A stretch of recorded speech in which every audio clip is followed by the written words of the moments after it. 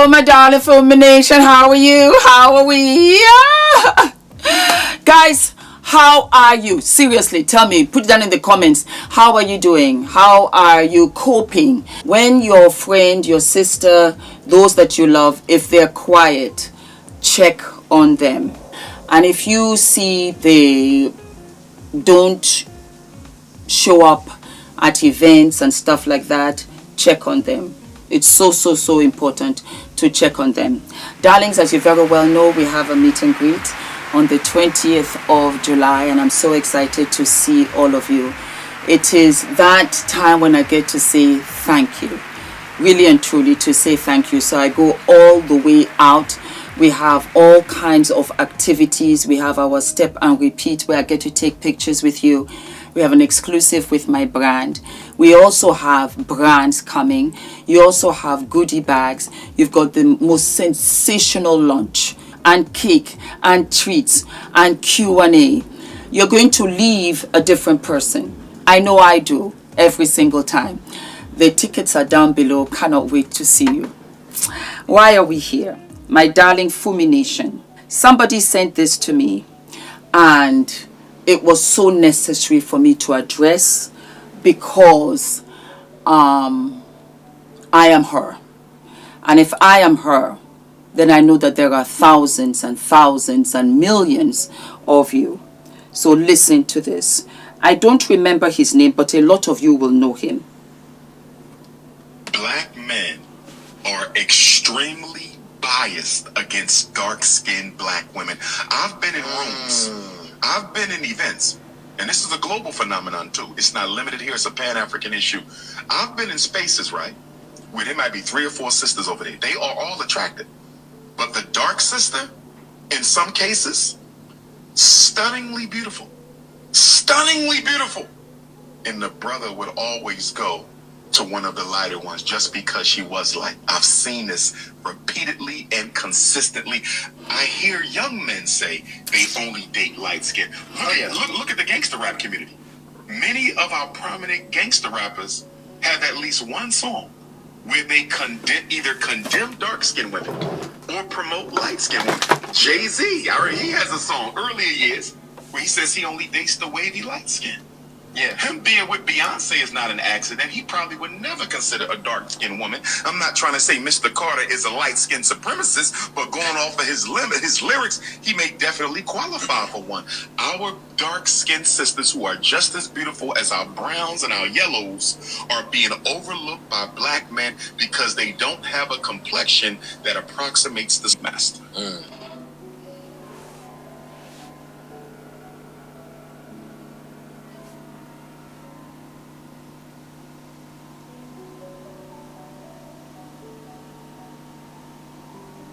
I'm here.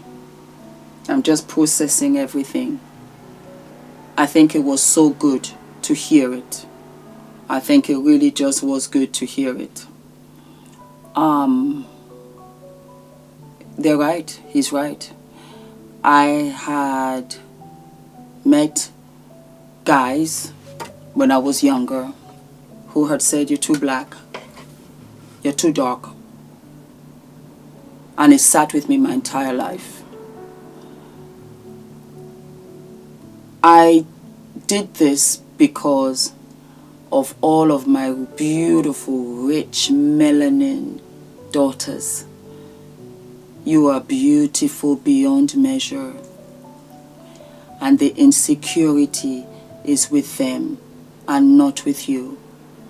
You are so beautiful that when you walk into a room, you change the room. You change the room. You change the trajectory of the room. Because you're so beautiful, they cannot excuse away. They want to excuse your beauty, but they can't excuse it. Because they've been told that dark is not beautiful. Whereas, baby girl, when I tell you, you are one of the most intimidating creatures to walk this earth because of your rich melanin skin. I don't want you ever to feel that you're less than.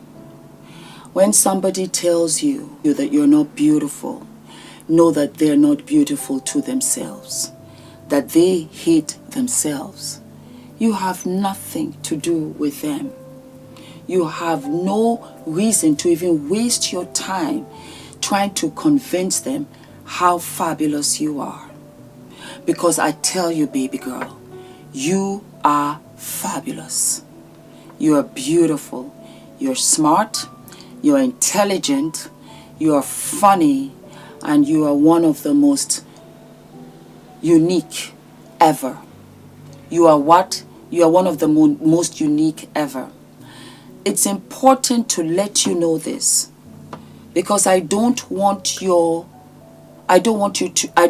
life to be affected by it. Venture out in the world and do everything you set out to do. I had a girl. She sent me a message, sent me another message, sent me a third. Auntie Fumi, I just want to know whether you have got all your volunteers. I really want to volunteer. And I'm getting back to you in another week or so. But I said, yes, I'm going to take you as a volunteer. And I told her, I like your spirit and I like your determination. I want you to keep that energy in everything you do, because you will go far.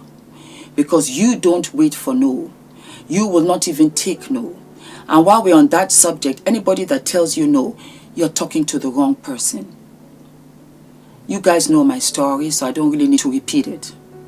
But it has been sheer determination.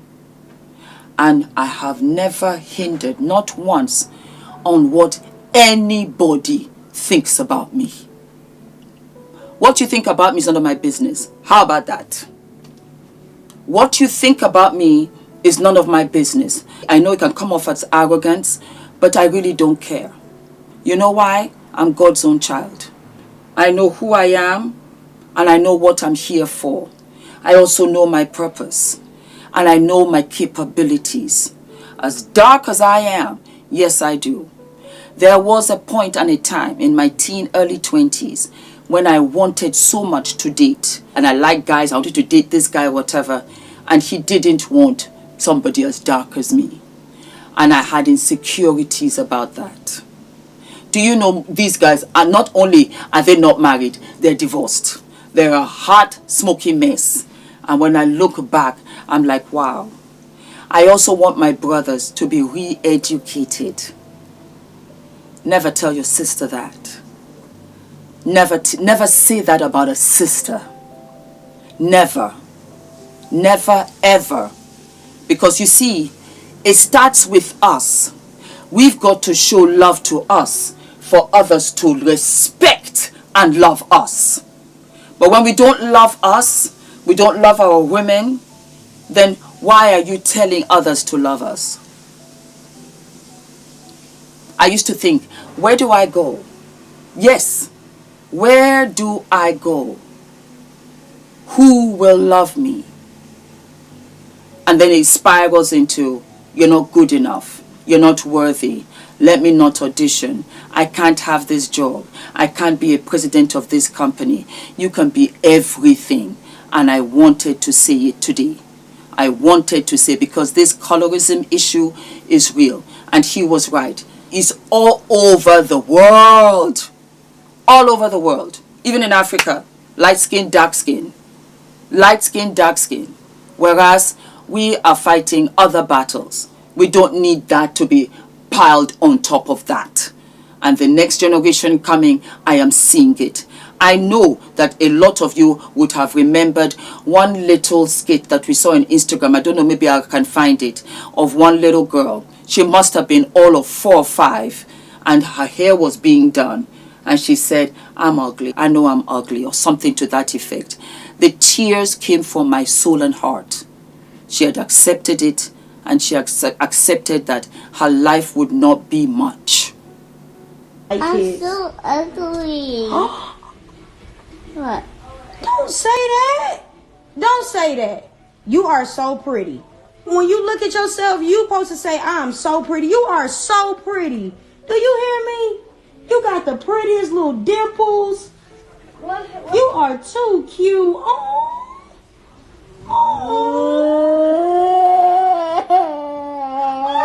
No, you gonna make me cry. You're not ugly.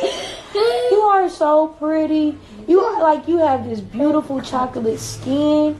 No, you're not gonna cry. You are a beautiful little girl. You are the prettiest girl in your class.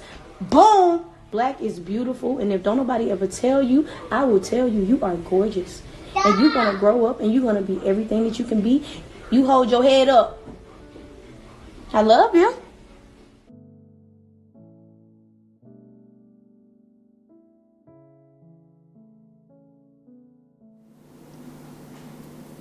No, mama. Go get yours. Do not forget to like, to subscribe, hit the notification button, and I'll see you what? I'll see you sooner than later. All of my love.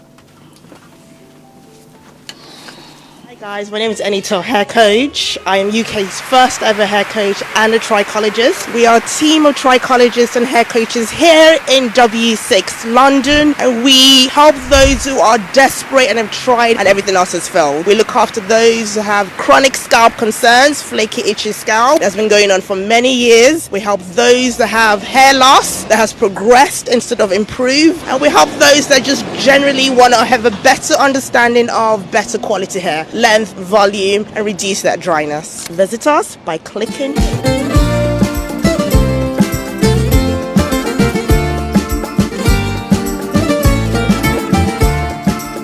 Value of the information that we were given. So it's not overwhelming. It was very clearly laid out. It was accessible even for someone that's not familiar with public relations.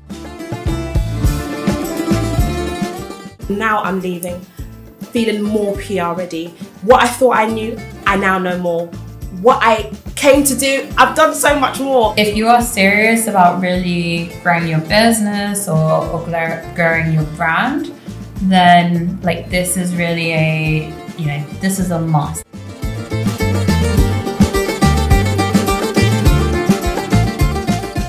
And I love the fact that I came away from it feeling and knowing that I now have a clear pathway for the things I want to do next for my business. I'm literally in awe.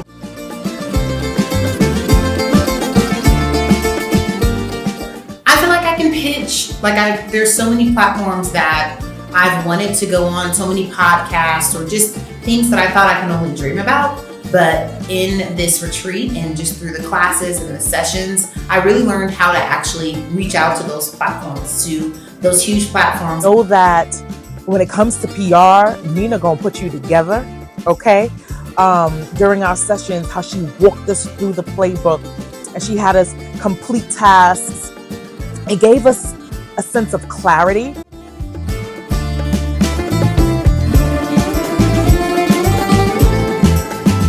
Nina, you did that. You brought a group of amazing women together and you helped us bond, to see our worthiness, and yeah, it was everything I could have dreamed of and more.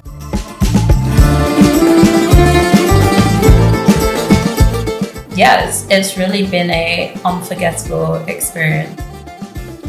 This is by far the most impactful few days I've had in a very long time. Nina, you have no idea how profoundly your journey has impacted my journey. I don't even think about not signing up.